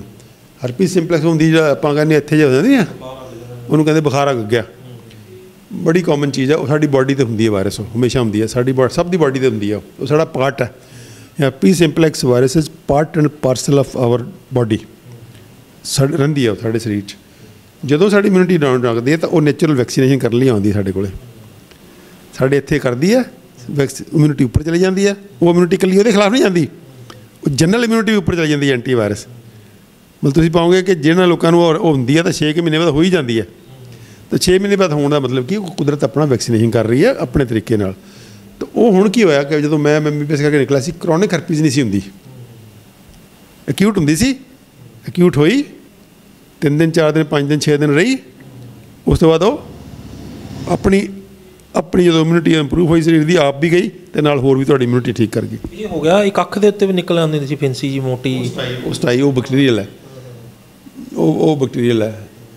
ਤਾਂ ਇਹ ਜਿਹੜੀ ਹਰਪੀਸ ਸਿੰਪਲੈਕਸ ਹੈ, ਇਹ ਕਿਉਂਕਿ ਸਾਡੀ ਸਾਰੀ ਬਾਡੀ 'ਤੇ ਆ, ਤਾਂ ਇਹ ਸਾਡੇ ਜਿੱਥੇ ਵੀ ਸਾਡੀ ਮਿਊਕੋਕੋਟੇਨੀਅਸ ਜੰਕਸ਼ਨ ਨੇ, ਯਾਨੀ ਕਿ ਸਾਡੇ ਅੰਦਰ ਅਤੇ ਬਾਹਰ ਦਾ ਕਨੈਕਸ਼ਨ ਹੈ, ਜਿੱਥੇ ਜਿਵੇਂ ਮੂੰਹ ਦੇ ਵਿੱਚ ਅੰਦਰ ਵੀ ਹੈ ਅਤੇ ਬਾਹਰ ਵੀ ਹੈ, ਜੰਕਸ਼ਨ ਹੋ ਗਿਆ ਨਾ, ਚਮੜੀ ਦਾ ਅਤੇ ਵੀ ਅੰਦਰਲੀ ਮਿਊਕਸ ਮੈਂਬਰੇਨ ਦਾ। ਇੱਦਾਂ ਸਾਡੇ ਉਹਦੇ 'ਚ ਹੈ, ਰਿਪਰੋਡਕਟਿਵ ਆਰਗਨ 'ਚ ਹੈ, ਸਾਡੀ ਪੋਟੀ 'ਤੇ ਵੀ ਹੈ। ਅਤੇ ਜਿੱਥੇ ਕਿਤੇ ਵੀ ਕਨੈਕਸ਼ਨ ਹੁੰਦਾ ਹੈ, ਕਿਉਂਕਿ ਸਕਿਨ 'ਤੇ ਰਹਿੰਦੀ ਹੈ, ਤਾਂ ਇਹ ਥੋੜ੍ਹਾ ਜਿਹਾ ਜਿੱਥੇ ਵੀ ਗਿੱਲ ਜੀ ਮਿਲਦੀ ਹੈ, ਉੱਥੇ ਆਪਣੀ 5-7-10 ਦਾਣੇ ਜਿਹੇ ਹੁੰਦੇ ਆ, ਉਹ ਦਾਣੇ ਜਿਹੇ ਹੋ ਕੇ ਅਤੇ ਫਿਰ ਇਮਿਊਨਿਟੀ ਠੀਕ ਹੋ ਜਾਂਦੀ ਹੈ ਅਤੇ ਫਿਰ ਉਹ ਗਾਇਬ ਹੋ ਜਾਂਦੀ ਹੈ। ਲੇਕਿਨ ਹੁਣ ਕੀ ਹੋਣ ਲੱਗਾ, ਕਰੋਨਿਕ ਹਰਪੀਸ ਹੋਣ ਲੱਗੀ। ਉਹ ਮੇਰੇ ਕੋਲ ਹੁਣੇ ਮਰੀਜ਼ ਆ ਕੇ ਗਿਆ, ਲੇਡੀ, ਉਹ ਵਿਚਾਰੀ 4 ਸਾਲ ਹੋ ਗਏ ਉਹਨੂੰ ਤਰਲੇ ਮਾਰਦੀ ਨੂੰ, ਕਹਿੰਦੀ ਜੀ ਪਿਸ਼ਾਬ ਜਦੋਂ ਆਉਂਦਾ ਤਾਂ ਲੱਗ ਕੇ ਆਉਂਦਾ। ਅਤੇ ਮੈਂ ਡਾਕਟਰਾਂ ਨੂੰ ਬਹੁਤ ਕਹਿੰਦੀ ਵੀ ਮੇਰੇ ਨਾ ਫਿੰਸੀਆਂ ਹੋਈਆਂ ਮੇਰੇ ਅੰਦਰ, ਮੈਨੂੰ ਐਂ ਲੱਗਦਾ ਮੇਰੇ ਅੰਦਰ ਛਾਲੇ ਨੇ, ਅਤੇ ਤੁਸੀਂ ਉਹ ਮੈਨੂੰ ਉੱਦਾਂ ਦੀ ਦਵਾਈ ਦਿਓ। ਉਹਦੇ ਕੋਈ UTI ਨਹੀਂ ਹੈ, ਕੋਈ ਇਹਦੇ ਅੰਦਰ ਨੁਕਸ ਨਹੀਂ ਹੈ। ਲੋ ਦੇ ਐਂਟੀਬਾਇਓਟਿਕ ਦੇ ਹੁਣ ਫਿਰ ਐਂਟੀਬਾਇਓਟਿਕ ਦੀ ਲਿਸਟ ਲਵਾਈ ਹੈ। ਮੈਨੂੰ ਧਿਆਨ ਨਾਲ ਪੁੱਛਿਆ, ਮੈਨੂੰ ਹਸਬੈਂਡ ਨੂੰ ਪੁੱਛਿਆ, ਮੈਂ ਤੈਨੂੰ ਵੀ ਹੈਗੀ ਹੁੰਦੀਆਂ? ਹਾਂਜੀ ਮੈਨੂੰ ਵੀ ਹੁੰਦੀਆਂ ਨੇ। ਮੈਂ ਹਰਪੀਸ ਸਿੰਪਲੈਕਸ ਹੈ। ਹਰਪੀਸ ਸਿੰਪਲੈਕਸ ਦੋਨੋਂ ਹਸਬੈਂਡ ਤੋਂ ਵਾਈਫ ਨੂੰ ਹਸਬੈਂਡ ਹੋ ਜਾਂਦੀ ਹੈ। ਤੁਸੀਂ ਵਾਈਫ ਦਾ ਟ੍ਰੀਟਮੈਂਟ ਕਰ ਵੀ ਦਿਓਗੇ, ਹਸਬੈਂਡ ਤੋਂ ਫਿਰ ਹੋ ਜਾਏਗੀ। ਤਾਂ ਇਹ ਜਿਹੜਾ ਵਰਤਾਰਾ ਕਿਤੇ ਨਾ ਕਿਤੇ, ਜਦੋਂ ਡਿਜ਼ੀਜ਼ ਨੂੰ ਤੁਸੀਂ ਐਪੀਡੈਮੀਓਲੋਜੀਕਲੀ ਸਮਝਦੇ ਹੋ, ਐਪੀਡੈਮੀਓਲੋਜੀ ਦਾ ਮਤਲਬ ਉਹਨੂੰ ਟੋਟੈਲਿਟੀ ਸਮਝਦੇ ਹੋ, ਤਾਂ ਡਿਫਰੈਂਟ ਟਾਈਪ ਹੁੰਦੀ ਹੈ। ਨਹੀਂ ਤਾਂ ਫਿਰ ਅਸੀਂ ਦਵਾਈਆਂ ਦੇਣ ਵਾਲਾ ਰਸਤਾ ਫੜਿਆ ਹੋਇਆ, ਅਸੀਂ ਮਾੜਾ ਜਿਹਾ ਮੋਟਾ ਜਿਹਾ ਦੇਖਦੇ ਹਾਂ ਵੀ ਇਹਦੇ ਕੋਈ ਲੱਗਦੀ ਇਨਫੈਕਸ਼ਨ ਲੱਗਦੀ ਹੈ, ਦੇ ਐਂਟੀਬਾਇਓਟਿਕ। ਉਹਨੂੰ ਮਨਾ ਕੀਤਾ ਵੀ ਐਂਟੀਬਾਇਓਟਿਕ ਖਾਣੇ ਬੰਦ ਕਰ, ਤੂੰ ਆਪਣੀ ਇਮਿਊਨਿਟੀ ਇੰਪਰੂਵ ਕਰ। ਜਦੋਂ ਤੇਰੀ ਇਮਿਊਨਿਟੀ ਇੰਪਰੂਵ ਹੋ ਗਈ, ਤੈਨੂੰ ਹਰਪੀਸ ਸਿੰਪਲੈਕਸ ਹੋਣੀ ਬੰਦ ਹੋ ਜਾਏਗੀ। ਜਦੋਂ ਹਸਬੈਂਡ ਵਾਈਫ ਨੂੰ ਦੋਨੋਂ ਨੂੰ ਕਿਹਾ ਵੀ ਦੋਨੋਂ ਖਾਓ, ਤਾਂ ਕਿ ਦੋਨਾਂ ਦੀ ਇਮਿਊਨਿਟੀ ਇੰਪਰੂਵ ਕਰੇ, ਤਾਂ ਕਿ ਤੁਹਾਡੀ ਹਰਪੀਸ ਉਸ ਵਾਇਰਸ ਨਾਲ ਜਾਣਾ ਨਹੀਂ ਹੈ, ਵਾਇਰਸ ਸਾਡੇ ਬਾਡੀ 'ਚ ਰਹਿੰਦੀ ਆ, ਉਹ ਤੁਹਾਨੂੰ ਬਿਮਾਰ ਕਰਨ ਵੜ ਜਾਏਗੀ। ਉਹ ਬਿਮਾਰ ਨਹੀਂ ਕਰੇਗੀ। ਜੇ ਬਿਮਾਰ ਕਰੇਗੀ ਤਾਂ ਦੂਜਾ ਪਹਿਲਾਂ ਵਾਂਗੂ ਕਰੇਗੀ ਵੀ ਅਕਿਊਟ ਹੋਈ 5-7 ਦਿਨ ਰਹੀ, ਫਿਰ ਉਹ ਗਾਇਬ ਹੋ ਗਈ। ਸੋ ਇਹ ਇੱਦਾਂ ਦਾ ਵਰਤਾਰਾ ਜਿਹੜਾ ਕਿਤੇ ਨਾ ਕਿਤੇ ਸਾਨੂੰ ਹੋਲਿਸਟਿਕ ਦਾ ਅਤੇ ਜਿਹੜਾ ਇਹ ਕੈਮੀਕਲ ਮਾਡਲ ਹੈ ਮਾਡਰਨ ਮੈਡੀਕਲ ਸਿਸਟਮ ਦਾ, ਬਹੁਤ ਵੱਡਾ ਫਰਕ ਇਹੀ ਹੈ ਕਿ ਅਸੀਂ ਬਾਡੀ ਨੂੰ ਐਜ਼ ਏ ਹੋਲ ਹੀਲ ਕਰਦੇ ਹਾਂ। ਉਹਦੇ 'ਚ ਕੁਛ ਚੀਜ਼ਾਂ ਨੇ ਕਰਨੀਆਂ ਨੇ, ਉਹ ਨੈਚੁਰਲ ਨੇ। ਹਵਾ ਪਾਣੀ ਖਾਣੇ ਦੀ ਨੂੰ ਕਿੱਦਾਂ ਵਰਤਣਾ ਹੈ, ਸਰੀਰ ਨੂੰ ਵਰਜਿਸ਼ ਕਿਵੇਂ ਕਰਨੀ ਹੈ, ਸਾਫ ਸਫਾਈ ਕਿੱਦਾਂ ਕਰਨੀ ਹੈ, ਆਪਣਾ ਯੋਗਾ ਕਿੱਦਾਂ ਕਰਨਾ ਹੈ, ਕੰਮ ਆਪਣਾ ਮੈਂਟਲ ਮਾਈਂਡ ਕਿਵੇਂ ਤਾਂ ਸਾਰਾ ਕੁਛ ਰਲਾ ਮਿਲਾ ਕੇ ਅਸੀਂ ਉਹਨੂੰ ਹੋਲਿਸਟਿਕ ਕਹਿ ਦਿੰਦੇ ਹਾਂ। ਦੂਜੇ ਪਾਸੇ ਜਿਹੜਾ ਕੈਮੀਕਲ ਦਾ ਵਰਤਾਰਾ, ਜਿਹੜਾ ਉਹਦੇ ਉੱਤੇ ਆਲਰੇਡੀ ਬੰਬਾਰਡਮੈਂਟ ਹੋ ਰਹੀ ਹੈ, ਡਾਕਟਰਾਂ ਨੇ ਜਦੋਂ ਜਾਂਦੇ ਤੋਂ ਬਾਅਦ, ਤਾਂ ਉਹਨੂੰ ਉਹ ਤੋਂ ਪਿੱਛਾ ਛਡਾਉਣਾ। ਸੋ ਦੋਨੋਂ ਕੰਮ ਸਾਨੂੰ ਨਾਲ ਹੀ ਕਰਨੇ ਪੈਂਦੇ ਨੇ। ਟੇਪਰਿੰਗ ਆਫ ਡਰੱਗ ਦਾ ਵੀ ਕਰਨਾ ਪੈਂਦਾ ਅਤੇ ਉਹਦਾ ਪੋਜ਼ੀਟਿਵ ਵੀ ਦੇਣਾ ਪੈਂਦਾ। ਦੋਨੋਂ ਕੰਮ ਇਕੱਠੇ ਚੱਲਦੇ ਆ। ਉਮੀਦ ਕਰਦੇ ਹਾਂ ਕਿ ਇਹ ਜਾਣਕਾਰੀ ਸਾਰਿਆਂ ਨੂੰ ਪਸੰਦ ਆਈ ਹੋਵੇਗੀ, ਅਤੇ ਕੁਛ ਜਾਂਦੇ ਕੁਛ ਅਜਿਹਾ ਜਿਹੜਾ ਕਿ ਇਸ ਦੇ ਵਿੱਚ ਤੁਸੀਂ ਹੋਰ ਕਹਿਣਾ ਚਾਹੁੰਦੇ? ਨਹੀਂ, ਉਹਦੇ 'ਚ ਆਪਾਂ ਅਗਲੀ ਵੀਡੀਓ 'ਚ ਗੱਲ ਕਰਾਂਗੇ। ਜਿਹੜੀ ਕਾਮਨ ਬਿਮਾਰੀਆਂ ਨੇ ਉਹਦੀ ਥੋੜ੍ਹੀ ਡਿਟੇਲ ਵੀ ਦੱਸਾਂਗੇ ਦੋਸਤਾਂ ਨੂੰ। ਇਹੀ ਚਾਹ ਰਿਹਾ ਸੀ, ਜਿਵੇਂ ਜਿਹੜੇ ਮੈਂ ਅਡੈਪਟੋਜਨਸ ਦੀ ਜਿਹੜੀ ਮੈਂ ਗੱਲ ਕੀਤੀ ਹੈ, ਵੀ ਆਪਾਂ ਹਰੇਕ ਬਿਮਾਰੀ ਦੇ ਵਿੱਚ ਕਿਹੜੇ ਅਡੈਪਟੋਜਨਸ ਲੈ ਕੇ ਅਤੇ ਆਪਾਂ ਇਕੱਲੀ ਸ਼ੂਗਰ ਦੀਆਂ ਦਵਾਈਆਂ ਨੂੰ ਟੇਪਰ ਆਫ ਕਿੱਦਾਂ ਕਰਨਾ, BP ਦੀਆਂ ਗੋਲੀਆਂ ਨੂੰ ਟੇਪਰ ਆਫ ਕਿਵੇਂ ਕਰਨਾ, ਉਹ ਅਡੈਪਟੋਜਨ ਦਾ ਜਨਰਲ ਨੇ ਨਾ, ਉਹ ਤਾਂ ਜਨਰਲ ਨੇ, ਉਹ ਤਾਂ ਆਪਾਂ ਗੱਲ ਕਰ ਵੀ ਦਿੱਤੀ ਤੇ ਬਿਮਾਰੀ ਦੇ ਹਿਸਾਬ ਨਾਲ ਵੀ ਕਰ ਲਾਂਗੇ। ਲੇਕਿਨ ਜਿਹੜੀ ਆਪਾਂ ਮੇਰੇ ਖਿਆਲ 'ਚ ਅਗਲੀ ਵੀਡੀਓ 'ਚ ਗੱਲ ਕਰਦੇ ਹਾਂ ਤੇ 3 4 5 ਕਾਮਨ ਬਿਮਾਰੀਆਂ ਦੀ ਜਿਹੜੀਆਂ ਦਵਾਈਆਂ ਆਮ ਪਾਈਆਂ ਹੁੰਦੀਆਂ ਨੇ, ਉਹਨੂੰ ਹੌਲੀ ਹੌਲੀ ਟੇਪਰ ਆਫ ਕਿਵੇਂ ਕਰਨਾ, ਕਿਹੜੀ ਦਵਾਈ ਨੂੰ ਫਿਰ ਬਾਈ ਨੇਮ ਵੀ ਆਪਾਂ ਸੁਜੈਸਟ ਕਰ ਸਕਦੇ ਹਾਂ ਕਿ ਜੇ ਆਹ ਦਵਾਈ ਪਾਈ ਹੋਈ ਹੈ ਤਾਂ ਇਹਨੂੰ ਇੱਦਾਂ ਟੇਪਰ ਆਫ ਕਰੋ, ਤਾਂ ਕਿ ਸਾਡੇ ਦੋਸਤ ਸਿੱਖ ਸਕਣ ਅਤੇ ਕੁਛ ਆਪ ਵੀ ਕਰ ਸਕਣ। ਕਿਉਂਕਿ ਕੋਈ ਇੱਦਾਂ ਦੇ ਡਾਕਟਰ ਜਿਹੜੇ ਨੇ ਜਿਨ੍ਹਾਂ ਨੂੰ ਦੋਨੋਂ ਪਾਸਿਆਂ ਦਾ ਨੌਲੇਜ ਹੋਵੇ, ਇੱਦਾਂ ਦੇ ਡਾਕਟਰ ਮਿਲਣੇ ਅਜੇ ਐਡਾ ਸੌਖਾ ਕੰਮ ਨਹੀਂ ਹੈ। ਅਤੇ ਉਹ ਪਹਿਲੀ ਜੇ ਕੋਈ ਜਿਹੜੇ ਦਵਾਈਆਂ ਦੇਣ ਵਾਲੇ ਡਾਕਟਰ ਨੇ ਉਹ ਤਾਂ ਵੈਸੇ ਹੈਰਾਨ ਹੁੰਦੇ ਆ ਵੀ ਛੜਾਈ ਕਿਉਂ ਜਾਂਦਾ ਦਵਾਈਆਂ ਨੂੰ, ਉਹ ਤਾਂ ਗਾਲਾਂ ਕੱਢਦੇ ਹੋਣਗੇ ਵੀ ਅਸੀਂ ਪਾਉਂਦੇ ਹਾਂ ਛੜਾ ਦਿੰਦਾ। ਤਾਂ ਉਹ ਕਿਤੇ ਨਾ ਕਿਤੇ ਇਹੋ ਜਿਹੇ ਡਾਕਟਰ ਜੇ ਜਦ ਤੱਕ ਆ ਜਾਣਗੇ, ਉਹ ਡਾਕਟਰ ਵੀ ਆਉਣਗੇ, ਆਈ ਐਮ ਕੁਆਇਟ ਸ਼ੋਰ ਕਿ ਹੋਰ 2 4 5 7 10 ਸਾਲਾਂ 'ਚ ਇੱਦਾਂ ਦੇ ਡਾਕਟਰਾਂ ਦੀ ਗਿਣਤੀ ਬਹੁਤ ਹੋ ਜਾਏਗੀ ਜਿਹੜੇ ਕਿ ਦੋਨੋਂ ਪਾਸਿਆਂ ਦਾ ਨੌਲੇਜ ਰੱਖਦੇ ਹੋਣਗੇ। ਉਹ ਐਲੋਪੈਥੀ ਦਾ ਨੌਲੇਜ ਵੀ ਰੱਖਦੇ ਹੋਣਗੇ ਅਤੇ ਹੋਲਿਸਟਿਕ ਦਾ ਵੀ ਨੌਲੇਜ ਰੱਖਣਗੇ, ਤਾਂ ਕਿ ਉਹ ਆਪਣੇ ਨੌਲੇਜ ਦੇ ਸਿਰ 'ਤੇ ਦਵਾਈਆਂ ਛੁਡਵਾ ਵੀ ਸਕਣ ਅਤੇ ਹੋਲਿਸਟਿਕ ਦਾ ਜਿਹੜਾ ਹੈਲਥ ਵਾਲਾ ਪ੍ਰੋਟੋਕਾਲ ਉਹ ਵੀ ਦੇ ਸਕਣ। ਬਹੁਤ ਧੰਨਵਾਦ ਡਾਕਟਰ ਸਾਹਿਬ, ਤੁਸੀਂ ਇੱਕ ਵਾਰ ਫਿਰ ਬਾਕਮਾਲ ਜਾਣਕਾਰੀ ਦਿੱਤੀ ਹੈ ਅਤੇ ਉਮੀਦ ਕਰਦੇ ਹਾਂ ਦਰਸ਼ਕ ਇਸ ਤੋਂ ਬਹੁਤ ਲਾਭ ਲੈ ਸਕਣਗੇ। ਤੁਹਾਡਾ ਬਹੁਤ ਬਹੁਤ ਧੰਨਵਾਦ ਜੀ।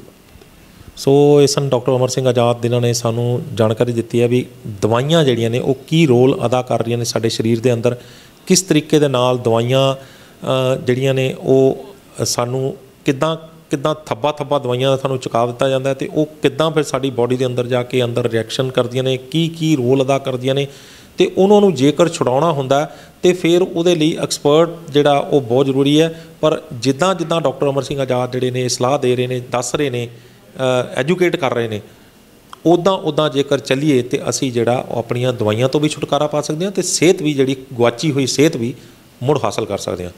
ਅਗਲੀ ਵਾਰ ਡਾਕਟਰ ਅਮਰ ਸਿੰਘ ਆਜ਼ਾਦ ਨੇ ਵਾਅਦਾ ਕੀਤਾ ਕਿ ਅਸੀਂ ਹੁਣ ਬਿਮਾਰੀਆਂ ਵਾਈਜ਼ ਵੀ ਜਿਹੜਾ ਉਹ ਜਾਣਕਾਰੀ ਦਿਆਂਗੇ ਵੀ ਕਿਹੜੀ ਬਿਮਾਰੀ ਦੇ ਵਿੱਚ ਕਿਹੜੀ ਦਵਾਈ ਚੱਲ ਰਹੀ ਹੈ ਅਤੇ ਉਸ ਨੂੰ ਕਿਸ ਤਰ੍ਹਾਂ ਅਸੀਂ ਟੇਪਰ ਡਾਊਨ ਕਰ ਸਕਦੇ ਹਾਂ ਅਤੇ ਬਿਨਾਂ ਸਿਹਤ ਡਾਊਨ ਕੀਤਿਆਂ, ਅਤੇ ਕਿਹੜੇ ਐਡੈਪਟੋਜਨਸ ਜਿਹੜੇ ਵਿੱਚ ਉਹਦੇ ਵਿੱਚ ਲੈ ਕੇ ਜਿਹੜੇ ਨੇ ਉਹ ਬਿਮਾਰੀ ਦੀ ਜਿਹੜੀ ਉਹ ਘਾਟਵਾਦ ਜਾਂ ਉਹਨੂੰ ਬੈਲੈਂਸ ਕਰਕੇ ਅਤੇ ਸਾਨੂੰ ਜਿਹੜਾ ਉਹ ਸੰਤੁਸ਼ਟੀ ਦੇ ਸਕਣਗੇ। ਉਮੀਦ ਕਰਦੇ ਹਾਂ ਕਿ ਇਹ ਵੀਡੀਓ ਵੀ ਤੁਹਾਨੂੰ ਪਸੰਦ ਆਈ ਹੋਵੇਗੀ, ਅਤੇ ਜੇ ਪਸੰਦ ਆਈ ਹੈ ਤਾਂ ਇਸ ਨੂੰ ਵੀ ਵੱਧ ਤੋਂ ਵੱਧ ਸ਼ੇਅਰ ਕਰੋ, ਕਿਉਂਕਿ ਇਹ ਉਹ ਚੀਜ਼ ਹੈ ਜਿਹੜੀ ਕਿ ਅੱਜ ਸਾਰਿਆਂ ਨੂੰ ਸਮਝਣ ਦੀ ਲੋੜ ਹੈ। ਦਵਾਈ ਹਰ ਕੋਈ ਦੂਜਾ ਬੰਦਾ ਜਾਂ ਹਰ ਇਨਸਾਨ ਜ਼ਿੰਦਗੀ ਦੇ ਵਿੱਚ ਕਦੇ ਨਾ ਕਦੇ ਦਵਾਈ ਖਾਂਦਾ, ਕਦੇ ਨਾ ਕਦੇ ਉਹਨੂੰ ਸਮੱਸਿਆ ਆਉਂਦੀ ਹੈ, ਅਤੇ ਜਦੋਂ ਸਮੱਸਿਆ ਆਉਂਦੀ ਹੈ ਤਾਂ ਫਿਰ ਉਹਨੂੰ ਇਹ ਨਹੀਂ ਸਮਝ ਆਉਂਦਾ ਕਿ ਦਵਾਈ ਬੰਦ ਕਦੋਂ ਕਰਾਂ, ਜਾਂ ਕਿਵੇਂ ਇਸ ਰੋਗ ਦੇ ਵਿੱਚ ਮੇਰਾ ਰੋਗ ਵੀ ਠੀਕ ਨਹੀਂ ਹੋ ਰਿਹਾ, ਦਵਾਈਆਂ ਵੀ ਮੇਰਾ ਪਿੱਛਾ ਨਹੀਂ ਛੱਡ ਰਹੀਆਂ, ਅਤੇ ਕੀ ਕਰਾਂ ਮੈਂ ਜਿਹੜਾ ਕਿ ਰੋਗ ਵੀ ਠੀਕ ਹੋ ਜਾਏ ਅਤੇ ਦਵਾਈਆਂ ਵੀ ਜਿਹੜੀਆਂ ਮੇਰੇ ਬੰਦ ਹੋ ਜਾਣ। ਬਹੁਤ ਸਾਰੀ ਦਿਮਾਗ ਦੇ ਵਿੱਚ ਇਹ ਹੁੰਦਾ ਹੈ ਕਿ ਮੈਂ ਆਹ ਤਰੀਕਾ ਅਪਣਾ ਤਾਂ ਲਵਾਂ ਪਰ ਦਵਾਈ ਨਹੀਂ ਮੈਂ ਬੰਦ ਕਰ ਸਕਦਾ, ਰਿਸਕ ਨਹੀਂ ਲੈ ਸਕਦਾ ਵੀ ਕਿਤੇ ਨਾ ਕਿਤੇ ਇਹ ਨਾ ਹੋਵੇ ਮੇਰਾ ਕੱਲ੍ਹ ਨੂੰ ਨੁਕਸਾਨ ਹੋ ਜਾਏ, ਮੈਨੂੰ ਬਿਮਾਰੀ ਜਿਹੜੀ ਉਹ ਮੇਰੀ ਵੱਧ ਜਾਵੇ। ਉਹ ਤਰੀਕਾ ਅਪਣਾਉਣ ਨੂੰ ਤਿਆਰ ਹੋ ਜਾਂਦਾ ਹੋਲਿਸਟਿਕ ਹੈਲਥ ਵਾਲਾ, ਲੇਕਿਨ ਦਵਾਈ ਛੱਡਣ ਨੂੰ ਤਿਆਰ ਨਹੀਂ ਹੁੰਦਾ ਕਿਉਂਕਿ ਉਹਦੇ ਅੰਦਰ ਰਿਸਕ ਲੈਣ ਨੂੰ ਤਿਆਰ ਨਹੀਂ। ਸੋ ਇਹ ਜੇ ਤਰੀਕਾ ਉਹਨਾਂ ਨੂੰ ਪਤਾ ਹੋਣਗੇ ਵੀ ਦਵਾਈਆਂ ਕਿਸ ਤਰ੍ਹਾਂ ਟੇਪਰ ਡਾਊਨ ਕਰਨੀਆਂ ਨੇ, ਘਟਾਉਣੀਆਂ ਨੇ, ਇਹ ਤਰੀਕਾ ਅਪਣਾ ਕੇ ਹੋਲਿਸਟਿਕ ਹੈਲਥ ਵਾਲਾ, ਤਾਂ ਫਿਰ ਬਹੁਤ ਸਾਰੀ ਦੁਨੀਆ ਦਾ ਭਲਾ ਹੋਣ ਵਾਲਾ। ਅਤੇ ਜੇ ਤੁਸੀਂ ਇਹ ਵੀਡੀਓ ਸ਼ੇਅਰ ਕਰੋਗੇ ਤਾਂ ਬਹੁਤ ਸਾਰੀ ਦੁਨੀਆ ਤੱਕ ਇਹ ਜਾਣਕਾਰੀ ਪਹੁੰਚੇਗੀ ਅਤੇ ਇਹ ਭਲਾ ਜਿਹੜਾ ਇਹ ਤੁਹਾਡੇ ਖਾਤੇ 'ਚ ਜਾਏਗਾ, ਇਹ ਪੁੰਨ ਤੁਹਾਡੇ ਖਾਤੇ 'ਚ ਜਾਏਗਾ। ਅਤੇ ਜੇ ਅਜਿਹਾ ਹੁੰਦਾ ਤਾਂ ਅਸੀਂ ਸਮਝਾਂਗੇ ਕਿ ਇਸ ਵੀਡੀਓ ਨੂੰ ਬਣਾਉਣ ਦਾ ਮਕਸਦ ਵੀ ਕਾਮਯਾਬ ਰਿਹਾ। ਸਾਡੇ channel news Asia Punjabi, news Asia Hindi, ਆਵਾਜ਼ੇ ਪੰਜਾਬ ਅਤੇ Facebook page news Asia Punjabi ਨੂੰ ਲਾਈਕ, ਸਬਸਕ੍ਰਾਈਬ ਅਤੇ ਫੋਲੋ ਕਰਨਾ ਨਾ ਭੁੱਲਿਓ। ਅਗਲੀ ਵਾਰ ਫਿਰ ਹਾਜ਼ਰ ਹੋਵਾਂਗੇ ਇੱਕ ਨਵੇਂ ਮੁੱਦੇ, ਇੱਕ ਨਵੇਂ ਮਹਿਮਾਨ ਦੇ ਨਾਲ। ਉਦੋਂ ਤੱਕ ਮੈਨੂੰ ਦਿਓ ਇਜਾਜ਼ਤ। ਧੰਨਵਾਦ।